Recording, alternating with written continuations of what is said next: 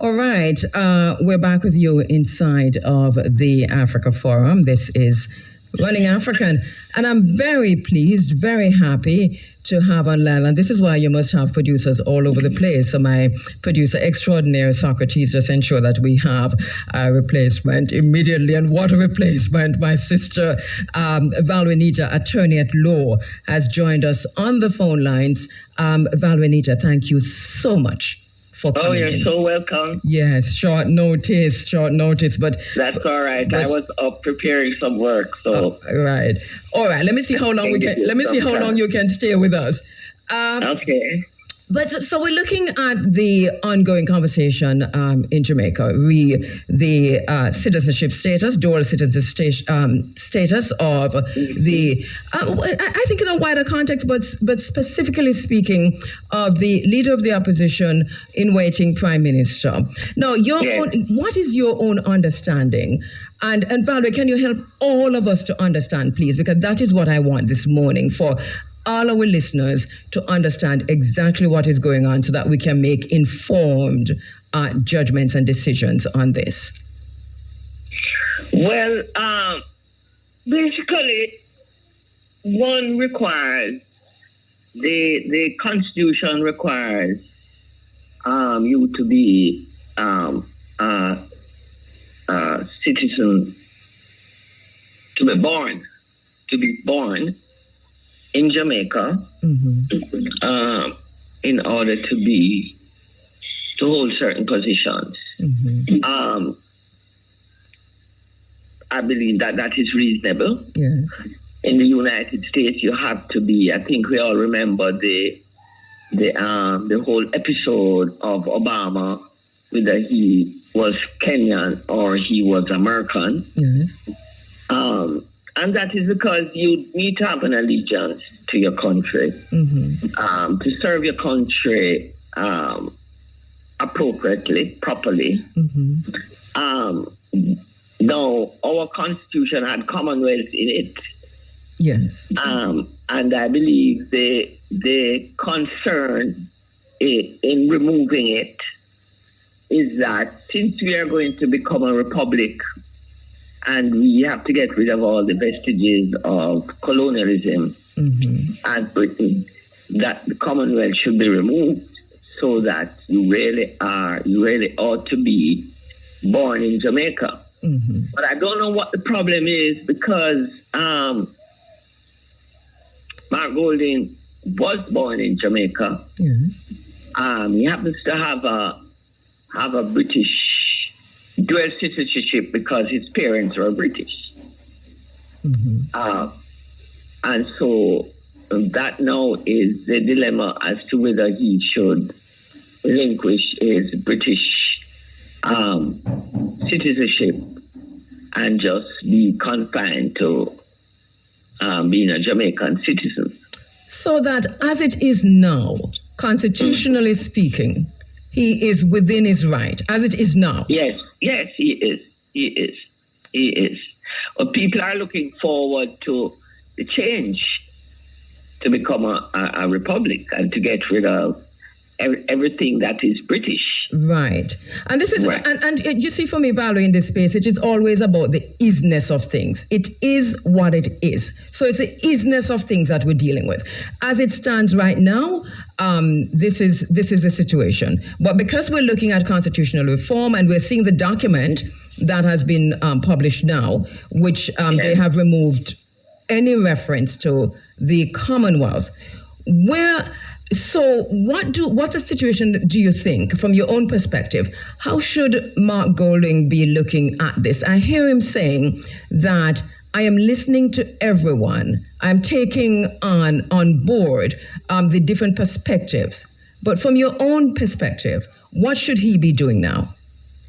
Well, really and truly, he should be relinquishing his British passport if he wants to be Prime Minister of Jamaica. It's simply that. If the amendment to the Constitution is going to remove Commonwealth, then so be it. I don't know. We tend to make big things out of little things. But if the important thing is we have to abide by our Constitution. Yeah. So if the Constitution is amended and it removes Commonwealth, and he will have to give up. It's just simply that. If not now, then certainly later. As long as he wants to be Prime Minister or a member of Parliament.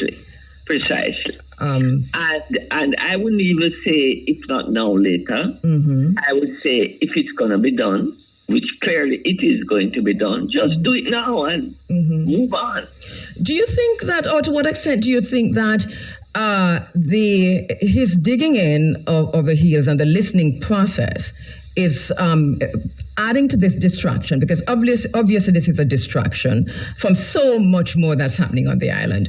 So much more that we need to be focusing on, the Integrity Commission, the SIX and all of those stuff, enrichment and all of those stuff. Of course. That the distraction has become, it's a sideshow that is being perpetrated by he himself. Yes, just do it. If you're serious, you want to become Prime Minister, you want to serve the country, just do it. Simple. This long argument is causing, as you say, is a distraction that is growing. Yeah. It's interesting to, even as I watch it. Do you think that even against this, because I hear a few things being conflated, right? So there is a discussion to be had about republicanism, about removing the monarchy as head of state of Jamaica. Yeah. There's a discussion about dual citizenship. Do you think that there needs to be, and also a discussion on, well, within the constitutional reform, on presidency and whether it's ceremonial or executive and so on, and the CCJ and so on.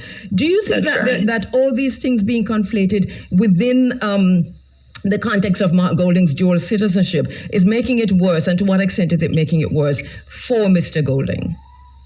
Yes, it is. I mean, you know that I'm a Privy Council supporter. Yes. Okay, and that is not because I'm not a nationalist and I support colonialism. I don't. And I agree the monarchy has to go. However, in my view, based on my experience, and especially in recent times, I believe that we can do what Trinidad has done and become a republic, but keep the Privy Council. Why am I saying this? Okay, for me, justice has no race. None of those appendages. Justice is just justice. It's not. It carries no race, no creed, nothing with it. And so, when I look at the composition of our courts, first of all, I believe we have a problem when 95 or more percent of our judges are coming from the DPP. That is to say, they were once prosecutors. They haven't. Very few have had experience on both sides of the bench, private sector or public sector. And I believe that experience makes one. But is it something that can be corrected over time? In other words, you begin to put in the safeguards over time to change that status quo. Of course, and we have asked for it for a number of years now. It has been recommended, and nothing has been done. We can invite people from other jurisdictions to sit on our courts. We can have a school for judges. So if you decide you want to be a judge, you have to be exposed to certain training. And we can choose people to sit on our bench that come from the private bar as well as the public bar. But we have not done so. Our judges, and then another thing we have to look at, our judges cannot go beyond the age 70. So we are losing a lot of judges in a small, remember, this is a small country. We're losing a lot of experienced judges because they have to retire at 70. Yeah. So we have to look at our situation in Jamaica. Yes, other judges are retiring at 70. Maybe we need to look at them continuing beyond. And so the point I want to raise then, Valerie, bearing in mind your support of the Privy Council, so your support of the Privy Council is contingent on these changes that need to be made, and so that if these safeguards are put in place, then you would have a different outlook regarding. Of course. All right. Of course. Okay. Point well taken. Of course. Also, if we gain confidence. Sufficient confidence in the Caribbean Court of Justice, then the position changes. But right now, what I'm interested in is justice. So I understand you, and your point is very nuanced, and I hope that our listeners are getting it, because I have a barrage of messages coming in, because of course you're in a post-colonial space, decolonized space, and so on and so forth. Precisely. So, right. So that but I hear the nuanced conversation, the point you're making, and I hope that I was able to help our listeners to understand. Yes. So let me ask you this, because is there a need for a conversation on the ground beyond and within the Constitutional Reform Committee about dual citizenship? Because they seem to have literally just write that off. That is a no-no. Do you think that there is a space for this, considering what the diaspora is asking for? Any changes to our Constitution must be decided by the people of Jamaica. That's my view. Whether it requires a referendum or not, I believe there should be a general education program throughout the island, and that our people should be able to decide what they support and what they don't support, because at the end of the day, the Constitution is going to affect each and every one of us. And this is a small island. We are not huge. Our population is not huge. And therefore, these are issues, in order to get the cooperation of everybody and everybody buying in to the new Constitution, these are issues that should be discussed. Why aren't we looking at our political system, for example? Would it be better if, because we're so small, that our member of parliament stay in their constituency and work there for their constituents, and we can choose persons outside of the political arena to be ministers because they have the expertise. And they are the persons who can develop policy and add to policy and discuss policy so that we can get our country moving forward. I am firmly of the view that our political status needs some serious changes. What role? So then, here we are, and I spoke this morning about the lack of public education in the constitutional reform process. It looks like they are planning to take it from the back end. But to what extent are you in agreement then with the opposition leader and the team who have said, we're not signing off on this for various reasons? Because it seems to me as if these issues that you've raised, I haven't read the document. I don't know if you've read it. I commit to reading. Yes, I have. Right. Yes. So are these issues, are you comfortable with what you've seen there regarding these issues that you're raising? No, I am not comfortable. I believe it is just a change on the face of it. Because you're taking out the Governor General. Right now, the Governor General doesn't serve any purpose, really. So if you're going to put in a president to just replace the Governor General, I'm not happy with that. What is the role you want the president to play? How meaningful is that role to be? How does the president interact with the prime minister? And what decisions can they make and can they not make? What about the DPP? Look at the power that that the DPP has. Is it time to change that? Can the DPP be challenged? And how do we go about that? If we're going to go to all that expense to change the Constitution, which is necessary, there are a lot of areas we can change. Why don't we just? It's a change that can be brought about once and for all. We don't need to have to do it again ever. Bearing in mind what you have said, one of the things that was said early in the day by people like Rosalie Hamilton in this space was that there should have been a separation between this republicanism and all of the others. I mean, the constitutional republican process.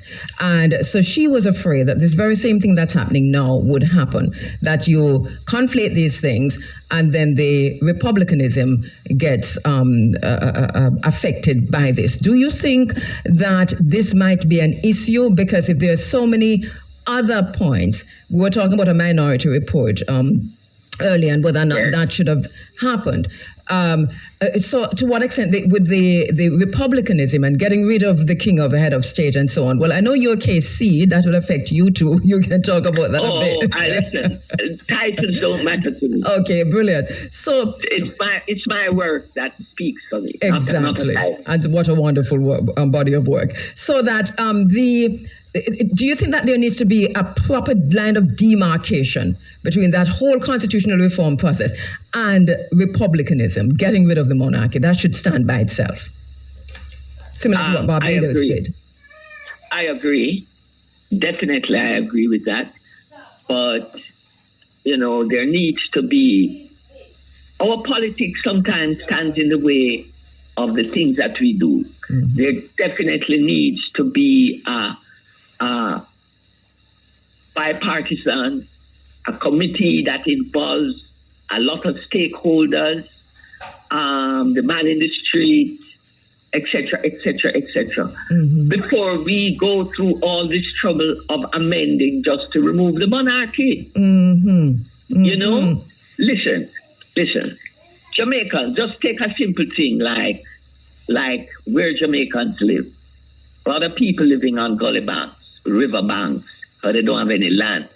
And we have so much crown, you know what it's called? Crown lands. That is sitting there, not being made available to people. And we're talking about slavery. This is what slavery did. We want to remove that. Yes. Let us deal with the meaningful changes. Let us deal with the changes that can get Jamaica moving forward. That's why I said we need to look at the political system, how it is operating now. You have people being councillors. Frankly speaking, councillors only have a title and get a salary. What are they doing to serve the people? What is the politics? What are we going to put in place to ensure that the people are served? We need water. We're land of wood and water, and we constantly have water lock-offs. People can't get water in their pipes. All of these are issues that we need to look at how we can change our politics to make those things happen for Jamaican people. My sister, Valerie Nietzsche, thank you so much. I really appreciate you coming on at such a short notice. I don't know if you know, but Dayton Campbell was scheduled in this slot, and somehow we are not hearing from him. But we're very happy because what you've done is really to bring this issue to a height that we can have an objective conversation without any of the tribalist emotions involved in it. Precisely, my sister. Precisely. We have spent too many years fighting for these things. We have spent too many years wasting, our time on trying to get this beautiful place to be a place where we all want to live. I mean, look at how many of our people migrate. Because living in Jamaica is hard. It is. The place is beautiful. The sun is there. The sea is there. The food, everything. Our music, our athletics, everything is there. But yet still people leave because the infrastructure that we need for people to make life better, to improve their quality of life, we don't have things in place to ensure that. I'm going to talk to just one such person right after this. Thank you so much, Valerie, Nita, Casey. I hope that you're an integral part of all of these conversations with constitutional reform and dual citizenship and the whole works. I hope they're tapping into your expertise and knowledge. Thank you, my dear, for having me. Thank you so much. You're welcome. I really want to say a big thank you to Valerie, Nita, Casey, who came on this morning and kind of just level the playing field and level the ground and bring it down to and up to an objective conversation that without, as I said before, without tribalism, without malice, without prejudice, but just to say, this is how I see it, this is what it is, and let us move on for a better Jamaica. I think this is a space that we should be crafting out for ourselves instead of turning around and cussing each other. I want to go back to the phone lines now to speak with my next very special guest is Ian Forrest. Ian is an attorney at law. He holds a master's in international business. He's a broadcast journalist, host, producer, radio engineer with over 18 years of radio experience. We know him long time from St. Mary and from St. Mary High. He began his career here at IRFM with a youth program, a youth commentary program called Young Voices. And for those of you who used to listen to Frida and Montip and Nationwide, you would know, so that is Ian Forrest again. And those who listened to Motivations on KLAS FM, that was Ian also. He's also been at Free Speech Radio News, BBC Caribbean Service, Mavcom Media, Hot 102. And standing by on the phone lines, Ian Forrest is on the line. Ian, my brother. Good morning. Morning, and you are in foreign, New York, to be exact. Yes, I am. I know that you heard Valerie, Nita, and she gave us a wicked segue. Because as a radio person, so that's a wild segue, because it's like she was talking about you. Because she talked about and you listen to Bert. So let me have you. Quite privileged to come after my two seniors. All right. So let us have you respond first to points raised by Bert Samuels that you want to respond to in this space before we go on. Well, one of the things I am mindful of in the construction of law, I think we normally have a section somewhere around the back that gives us a sense as to why particular points are being made. So if we go back to 1962 or thereabouts, one must ask oneself, why is it that the nationals of the quote-unquote Commonwealth were in a sense green-lighted to be part of the new Jamaican legislature, but then you come up with this concept, or you have this concept called this quote-unquote foreign power, yeah? Mm-hmm. And so it seems to, at one fell swoop, invalidate a core section of people. I've had conversations with people that there was a quite radical element within the United States. I think it is the Jamaica Progressive League.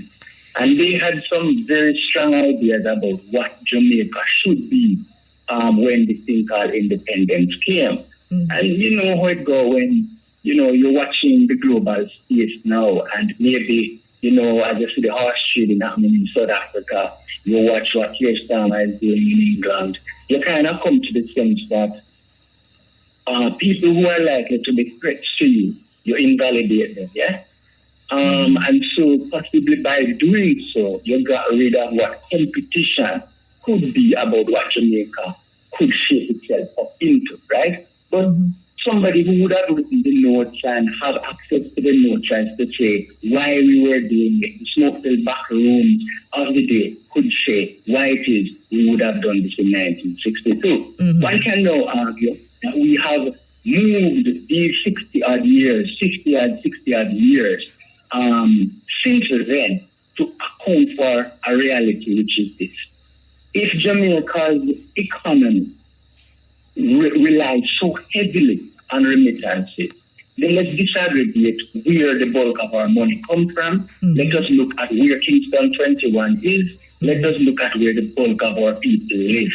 So then when we look into that now, we say easily this hobbling from 1962 pervades to this very day where the people who hold up Jamaica, who keep up Jamaica in large part, live in these United States of America. We'll go back to the founding of this place, the United States, where we talk about no taxation without representation, right? So easily, our love says, send money, shut your mouth about what's happening in Jamaica, because we've invalidated you from start, but somehow it is largely because of you, in large part, why the biggest portion of the people who come to Jamaica come from North America, come from the United States of America, and possibly come from the U.S. Northeast, where the bulk of our population lives. So while we're not there, we are in large part in service to Jamaica. Right now, as I speak to you, I am wearing the Jamaican Football Federation jersey. Okay? The average Jamaican in the U.S. today more than likely is cooking rice and peas, possibly has bought some Grace products. Maybe yesterday or a week before last, found a Jamaican National or Victoria Mutual or a MoneyGram outlet to send some money back to Jamaica. So let's question fidelity to Jamaica is easily where we start. So when I was in, we people of the law, we talk about the law. The judge can adjudicate on the law. The lawyer will build a case on the law. What we say is, we can't do nothing about the law as it should be. We talk about the law as it is. Right? So, the conversation over my years of returning to Jamaica, hey, I'm going to come back to Jamaica now, in 2011. I had this precocious young sister, can we come back as big man now? This law thing just would not go away. So finally, we respond to the itch. We scratch the itch, right? I would come back to Jamaica, but here is me, I come back. Like me go to Alaska, me bring ice. I was returning to Jamaica, seemingly as though I were on the streets of New York. How was I on the streets of New York? Every classroom I went into, because I was a teacher here, I was wearing some version of a Jamaica t-shirt, the Jamaican colors. On the streets of New York, I am straight up Jamaica. So I come back to Jamaica with all of my Jamaica. Yes, go ahead. Jamaica shirt. This girl asked me if I had like a self-confidence issue. So I'm trying to address that once. The whole business of saying, if as so many question loyalty to country, I don't think there's a real basis to do that, because Jamaican people the world over love Jamaica no less than the Jamaicans. So I hear you. I hear you arguing for and laying out the case for the need not just to have the conversation on dual citizenship, but to move beyond that and to recognize that. But to what extent? Let me ask you that, because there are different levels, right? The ability to vote on the island, to participate, and then further on to take it to the political level, to parliament, and then for prime minister, which is say, or president, as the constitutional reform process is well underway. At what levels? Is it all levels, or are you speaking specifically to this need for dual citizenship to be recognized for voting purposes and other levels of participation? Well, for me, Kabu, the current conversation is easily a popcorn and chips time for those of us who are, shall we say, have done the, I don't know what you call it, but I don't know how well we're looked on for quote-unquote swearing allegiance to this foreign power, which at one fell swoop has invalidated us. So easily, there's a section of Jamaican people who living in the diaspora easily know that they are second-class citizens in Jamaica. If you were to line up 3 children right now, one of them who, as you know, the common sense of nationality and citizenship now, a Jamaican woman gets pregnant, she heads to the United States, her child is born in the United States. And thankfully, just like our Constitution provides, where you are born is where you are a national of.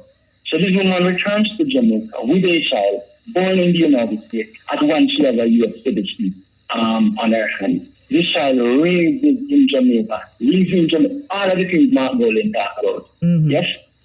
Is there in Jamaica, and essentially, for all intents and purposes, to everybody, the child is Jamaican, save and except when he or she travels to their birthplace with their U.S. national. All right? The Canadian child, same thing. The British child, same thing. Do you then say to these 3 children, son, daughter, you were born in England, there is no limit on what you can be in Jamaica. Jamaica House is not off limits to you, regardless of where you were born. So the Canadian child, you say, son, daughter, there are no limits on what you can be in Jamaica. Jamaica House, not excluded. To the American child, you say, wow, it's so unfortunate that you were born in the United States, because right now, you can be here, you can live here, But you see, if you have a civic, if you come from a people who, part of union movement was teacher, when we go to Grandpa Grave, we can say, these are all the things Grandpa was. Grandpa fought to Jamaica, yeah? And all of these kinds of things. But unfortunately, you can't enter Jamaica House. You can't enter the person. You can't do any of these things. It's so unfortunate. He looks at his 2 other cousins and wonders why she or she is less than those other 2. But to me, we talk about equity. And so now we have to answer the question. Do we reject our parents for what they have brought us into? For all the people who couldn't make life in Jamaica, or choose to experience a different kind of life, to test their professionalism beyond the borders of the country, and make the unfortunate choice of going to the United States. Do you then say, me who watch you debate at Mirza, right? Me who have all of these dreams and hope for what my Jamaica can be, when I go to foreign and see what foreign holds, and I said, this could have worked in a Jamaica. We could have tried that in a Jamaica. It's interesting that Council brought up the question of the water problem. In other places, you look and you say, when a society has a problem, a society fixes that problem. Yes? Marcus is going to tell us what man has done, man can do. Yes? So we don't tell ourselves, in 1970, little bit, or much, we were trucking water to hills and valleys and hinterlands all over Jamaica. In 2024, with another drought coming, or another drought upon us, yes, we're still going to be doing that. Barbados, where some of us went to school, desalination, are we attempting that? So in a sense, this whole business of where you go out there, you see, and you want to bring it back. But there are those of us who have come to like the United States, and essentially have all of this knowledge, want to use all of this knowledge, but conveniently, as Jamaica says, oh son, you can come back maybe as a consultant, but service at the highest levels of your society is invalidated to you. Now tell me who feels useful, who feels fairly treated, who feels honored by any such process that at once discriminate against you simply based on where you chose to make life or where your parents have caused you to be a natural of. Obviously, and let me just let our listeners know that, so Ian has said a whole lot there to be unpacked, and I know you're looking at the clock and saying that, but we have Cashpot coming up. Yes, we do. He's going to return after that. I'm going to take a break. Hold a line for me, Ian, and let me take a quick break and come back. Okay, inside of the Africa Forum, this is Running Africa, and on the line, my very special guest is Attorney at Law Ian Forrest, holds a master's in international business. He's a broadcast journalist and has worked at many local and international media organizations. Studied abroad, came back to Jamaica, and studied also in Jamaica, and then found at the end of the day, and we've been in touch almost every day, Ian and myself, but over time, we found, Ian, you found yourself back in the United States, but you're also, and that is very recent too, but you're someone who has participated in the, you know, it doesn't matter where you are in the world, you are first and foremost a Jamaican. And I hear you making that point clearly, but to say that there is this other issue that people like yourself have to deal with, and that is what appears to be a rejection by the state, Jamaica, in spite and despite of all of the, whether it's through the remittances or just national service or international service, in spite of all of that and what you do overseas in the name of Jamaica, that there is a rejection of sort by the state. Are you, to what extent are you in any kind of understanding of the reasons given by the state for the stance on this idea of participation of dual citizens, Jamaican with dual citizenships, in whether it's politics or voting or any other part of the Jamaican society? Well, all right, so again, we talk about, what you said, the eagerness of youth. Yes. Our Constitution provides what the Constitution provides, yes? And activism, I tell people, leaving Jamaica in 2002, I come from an activist, yeah? Mm-hmm. You talk about studies in international business and all these kinds of things. Yes, did that, after I then started media company and all of these kinds of things, mm-hmm. putting out content, come to America and essentially had the dream of pursuing that entrepreneurial thing. You might remember in 2002, we had just declared war on Afghanistan, or the Taliban, so to speak, and so it was a hotbed of global consciousness. 2002, I just learned. What do I find myself into? This whole conversation in New York saying, do not go to war in our name on Iraq. So, of course, we're there. We're into all of that. But part of the activism, too, is when you come on the New York street and you meet people who, I'm thinking of one person in particular.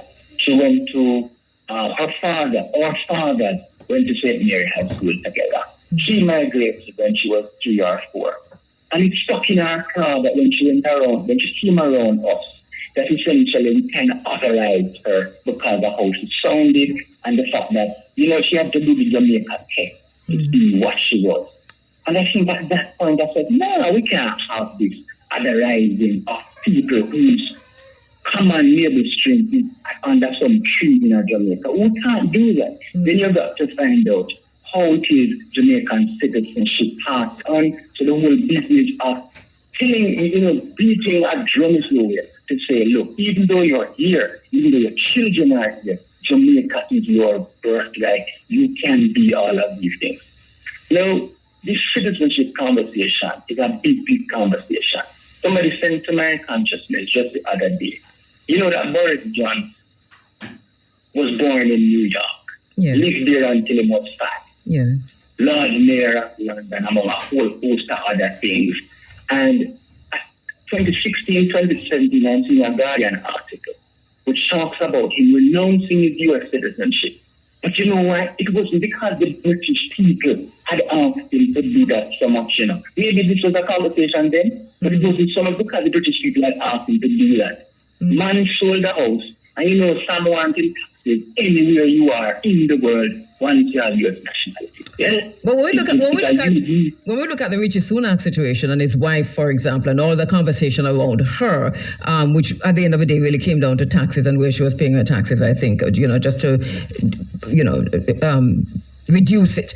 That conversation all came up when they looked at her and whether or not she was escaping paying taxes in Britain or to Britain or so on. So I think that with whether or not he had done it, he would have been forced to do it within that context, within that British context. So I hear you saying it, but up to recently, we had this big brouhaha with the wife of the current Prime Minister, Richie Sunak. And so it takes me, Ian, I'm gonna leave that to come back from I'll leave that till we come back from Cashpot because we have just a few seconds to go before the Supreme Benches draw. You have your taxes to pay to earn, right? Yes, and then and when you come back, we want to talk about your own thinking too on the Mark Golding situation, all right? So let's stand by. Thank you so much, Ian. We'll call you right back after Cashpot. All right, we're back with you inside of the Africa Forum. It's Running Africa, and we're going to go back to the phone lines to speak with Ian Forrest, attorney at law and broadcaster. And one of the things we want to get from Ian in these few minutes that we have with him is his own thinking on the situation now. On the island, we have a foment, literally. I don't think South Africa has anything on us with all these discussions going on. The dual citizenship conversation, opposition leader Mark Golding. Ian, you're back with us? I am. Okay, brilliant. So I want to come forward to talk a little bit more about the dual citizenship, but I think it's all connected. And I'm not sure if you've had a chance yet to look at the document coming out of the CRC. For those, not yet, no. Right? For those, Ian, a lot of people didn't even know that document was out. This is how the public education has failed, and I want to have some conversation about that too. But I noticed that my sister Donna Mattis has posted the link to the document on my personal Facebook page. So for those persons who are wondering where to find it, go to, it says Media Full CRC Report, May 2024, PDF. Thank you so much, Donna Mattis, for posting. But Mark Golding's situation, Ian, and you've been listening all morning, both to Bert and also to attorney at law, Valuanita. Both of them kind of said identical things, their own suggestions as to what the opposition leader should do now. What's your own thinking, even without your suggestion, but what do you think about the whole process? And if you don't mind, tell me your suggestion. As I said, this is popcorn and chips time for people who have sworn or, in a sense, been gifted with this national identity to this quote-unquote foreign power.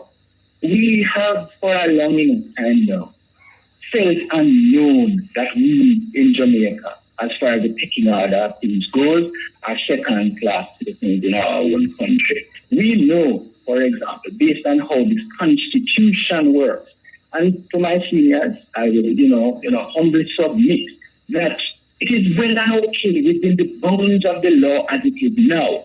For me, a Jamaican born, Jamaican lived, Jamaican educated, Jamaican breathing, Jamaican who the student loan money. I'm paying it, by the way.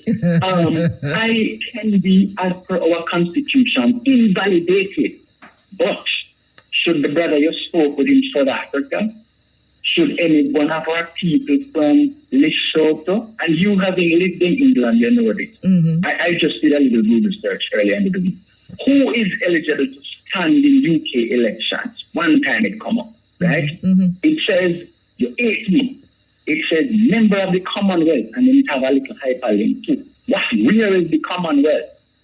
It has a list of all of the peoples and the places that are the Commonwealth. So if you come from Togo, Maldives, this is a big list. Yes?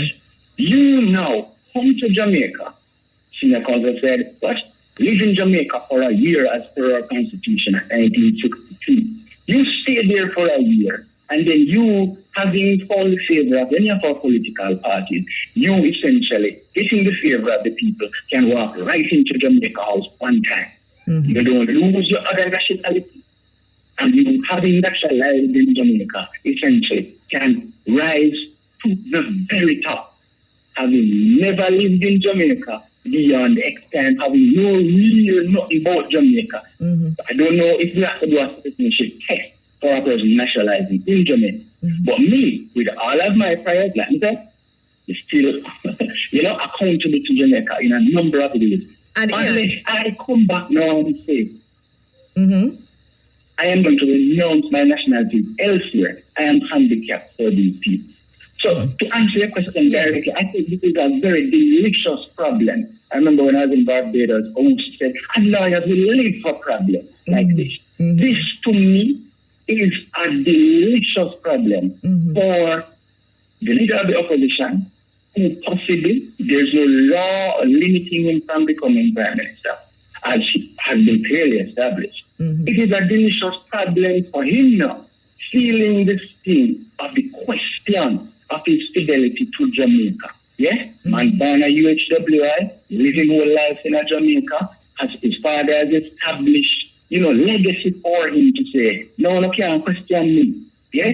He now gets a chance to see how the quote-unquote other have lived or have been forced to live, knowing that we have been questioned. So now do we come to maybe a rework? Is that constitutional document that we talked about, these deliberations now do not say all of Jamaica's children have a chance at all these opportunities in Jamaica, the political, economic, social. Because even though we talk about Jamaica House, the Parliament of Jamaica, I do remember there was years ago a conversation as to whether a certain gentleman could have been Commissioner of Customs, Director of Elections. It invalidates these quote-unquote people who have sworn allegiance to foreign powers and a number of other things. Let me ask you, how important is it to, if we were having this discussion 3-4 years ago, yes, then I think we would have had the points you raised, you would have had a stronger footing. I am saying this against a background of the constitutional reform document that has been published. I know you haven't read it. And as I said, I've just glanced over it, over some stuff. But I know one thing has happened. They have totally removed the word Commonwealth, which means that that whole thing that would have made Mark Golding's dual citizenship constitutionally okay, that if this is passed, that which is on the table now is passed, then it's not okay. Also, other references to dual citizenship and how long you have to be on the island and how far back you can claim. So these are stuff I think that are in there. At 9 o'clock or so, I'm going to be talking to Daniel Archer about, because I think she's looked at it, and then to get her to help us to understand what is there and what are some of the issues that arise as a result of the new document, or out of the new document. But so to what extent do you think we have to pay attention to these two things in having this conversation about dual citizenship, about Mark Golding's situation, the opposition leader, about whether or not the diaspora is able to participate in Jamaica's electoral processes and to also vote and so on, that these discussions now have to be placed and had within the context of this new, what they're saying is a document that has consensus. The opposition is saying that we are not signing off on it, but they're telling you why they're not signing off on it. And one of that has to do with the Caribbean Court of Justice, so that they still don't actually go back to some of the issues we're discussing here. Do you get the point I'm making, Ian? Is it important to have the conversation within that context, looking at where Jamaica is heading? Well, for me, because I am not as au fait as I should be with that document, right? Mm-hmm.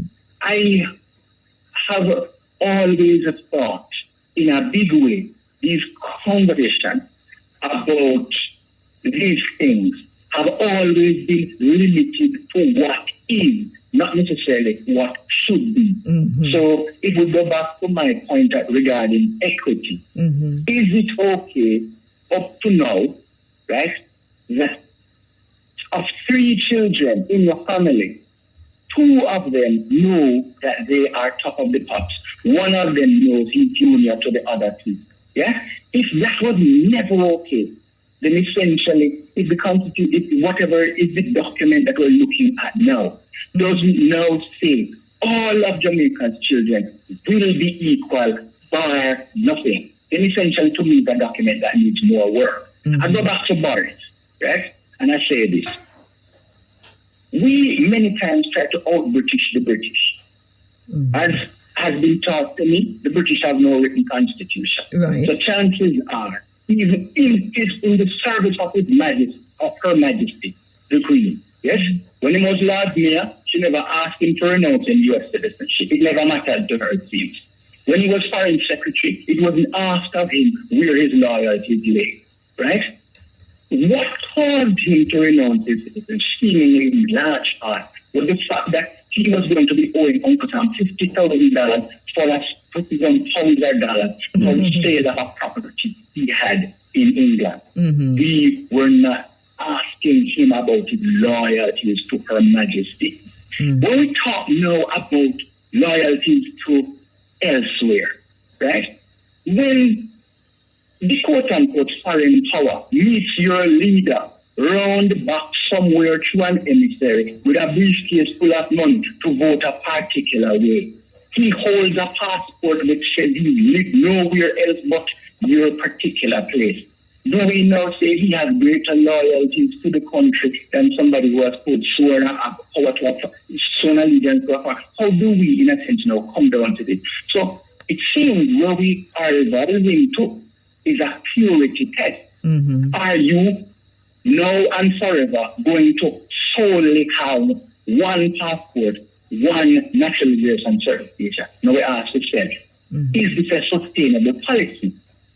So many children could be the enemy, quote unquote, within in Jamaica right now. Mm-hmm. If we begin to ask, how many of Jamaica's children were born in the United States? Mm-hmm. And these children, with this kind of access, going to the best schools in Jamaica, essentially, are we now saying to them, look, we are rearing you here for export to the United States of America, where you were born, where you are a natural citizen of, because essentially you can be nothing in Jamaica unless you renounce your U.S. citizenship. Now, a lot of people, having made the deliberate and conscious decision to have their children born in the United States, would have said, you now would be invalidating the choice I made. You'll be rejecting the choice I made. All of these conversations give you a better second opportunity. You are now invalidating them. Is this what Jamaica is asking of its citizenry? Yes. Let me ask you. For all you have, for all you bring to the table, we don't want it because we want to limit ourselves to somebody who has, in a sense, has lived there, never left there, is confined to the experiences there, and don't bring the wealth of experience that existence and access to a global stage could bring to Jamaica. All right. So ideally then, what would you want to see happen? Talk to us about the Jamaica you envision within this context. I would want a Jamaica where all children rooted in Jamaica, whether they've naturalized because their parents born in foreign lands like this, go to their consulates and put in the paperwork to have their citizenship transferred to them. Or they were, in a sense, born there and gifted with other natural. I want all of our children to feel the equity of knowing that they have a stake in the country that is Jamaica, and are committed to working for the betterment of Jamaica, regardless of where in the world they are, that they are welcome to come home, and essentially, when the time suits them, if the calling is made on their life, that they can walk into any sphere in Jamaica and be that thing that essentially they want to be, or people propel them into being. Yeah? This is the kind of equity I think we want. Because failing that, I think what we should then do, I want to talk about decolonizing the curriculum. What we could then have, there you love history, right? So what we could then have is, we would want to ground the children in a history of Jamaica. And I guess we have periods to choose from, right? So maybe we're talking about a civics there. We want to ground them in Jamaica. But then we would say, you have an option. Where do you think you might go in life? Or where does your other nationality take you? So you want to study U.S. history so that when you are forced to go there, or when you choose to go to your other country, you land on the ground, fully grounded, with an understanding of your other society. We say that to the Canadian child, we say that to the British child. So essentially, at 18, after having invested a whole heap of resources in their education, we say to the developed world, here is a gift of some of the best and brightest children that Jamaica has created, and we give them to you simply because they have a passport from your country. How does that, when it was done back in the day, hundreds of years ago, when they took the best and brightest of our former lands without their permission and brought them to build up their countries and economies, we said that was a tragedy. How do you mitigate? How do you mitigate conflict of interest? How do you? Because I hear from this end that what so many are saying, especially now within the constitutional reform context, that it comes down to this: if there's a war, and you have to be conscripted to go to war, which country you're choosing? If there's a war, we now look at it. And hopefully we're not bordering on no anti-nut right here, right? Mm-hmm. But we look at a conflict in a part of the world right now, right? And when you watch the news, you get to see who the spokespeople for this particular country are. Are you able to pick out their accents? Do they sound generically from that little place? Or are they citizens of Brooklyn, France, Germany? Are they citizens from all these other places, essentially called to the quote-unquote homeland, will fight for that homeland, and essentially at the end of their services there, go back to the other society and represent that other place? I hear you loud and clear, Ian, and you're making the point that a lot of people, that the people in the diaspora have been making, the calls that the people in the diaspora have been making over time. I know that there's a conference that is scheduled to be underway here on the island in Jamaica in another week, I think it's next week or the week after, the Jamaica Diaspora Conference. I'm sure that this point will be raised there again, because you know very well, we have covered this many, many times, that every time that we have the conference on the island, these are the issues, some of the most serious issues that are raised by members of the Jamaican diaspora. Always, it seems, with a massive pushback. To the extent that the diaspora is not involved in any of the conversation, really, the constitutional reform processes, I think that will determine what changes, if any, are made. It seems to me as if the voice of the diaspora is not been listened to, and this for me is a critical factor. I know you're one of the loud ones in terms of making sure that this goes out, and you'll continue to do that. I want to thank you so much. I'll give you a minute if I could. For me, the conversation is equity. Speak with a voice with at least these three children in front of you. You know, one of the hardest set of people to lie to are children, because they see through you.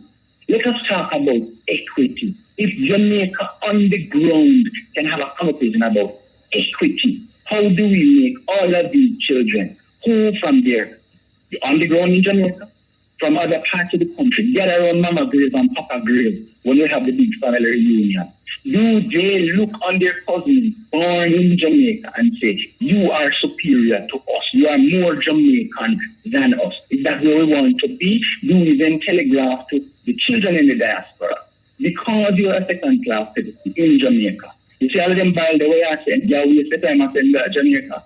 We can settle the conversation one time, just bring them out, and we don't have to spend no more like that. You talk about loyalty. Let's go back to the 60s. There's a statement made from our leadership. We are with the West. So you don't necessarily have to come down to a piece of paper or a book to talk about where your loyalties lie. You can just give that away, or possibly for a price, even with your full Jamaican, shall we say, credentials, born nowhere else, have no nationality to nowhere else, but the right set of people come to you with the right amount, you are as easily able to sell out Jamaica as anybody else. And it's a good point you raise, because when we look at say the current Prime Minister of Jamaica, who went begging to England to be a member of the Privy Council. This was a request from Jamaica to England for the Prime Minister to be a member of the Privy Council, and this was done within the last few years. That was done directly. What does that mean? When you look at the fact that as Jamaica is right now, of course we're talking about republicanism, but at the minute we're talking about republicanism, is the very same time that the Prime Minister has gone begging to Britain to be a member of the King's Privy Council.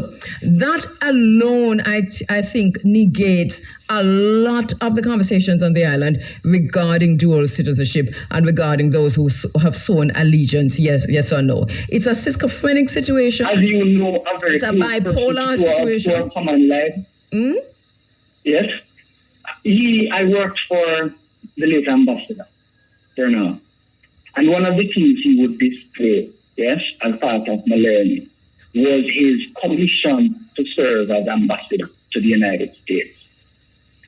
It wasn't from the Prime Minister who sent him that he was being introduced to the leadership in the US, Mm-hmm. It was from Her Majesty. Of course. Who essentially was commending her servant, Richard. Yes. If I remember correctly. And this is every diplomat in Jamaica goes out there in the name of the king or the queen, talking about loyalty. It is more far-reaching than we think, and I think this is what has to be understood. Jamaica goes in the name of the king or the queen. And this is what has to be understood. Loyalties are questioning now. Yeah. Ian, we have to leave it there, but this is what has to be understood within the context of any conversation regarding dual citizenship, regarding whether or not the opposition leader has sworn allegiance to another country. If he has, then so many others. I mean, Andrew Holness has, because he just did that when he asked the King of England to make him a member of the Privy Council. Not only that, the Parliament belongs to His Majesty, the King of England, and you swear to him and him heirs and successors and so on and so forth. This is basically it's the isness of things, right? What is different is that we're having the conversation within a time of change, when we're about to move to as a Republican state, and that is what is making the difference now. But what is now on the books is that the Parliament as it stands today swears allegiance to the monarchy of England. That is the current situation as we speak at the minute. Every single member is a member of His Majesty's loyal opposition or His Majesty's government. That is the current situation as we speak at this minute. That's what we need to know. And as we start the team to as we start the team in terms of Jamaican state, it's a case, man. We are getting back what we sent away, but not in the service of our country, Jamaica. We have to leave it but in the service of the other power. Thank you so much, Ian. We'll continue the conversation. How that look? You're sounding great as usual. I'm proud of you as a St. Mary High student. Thank you so much, Ian.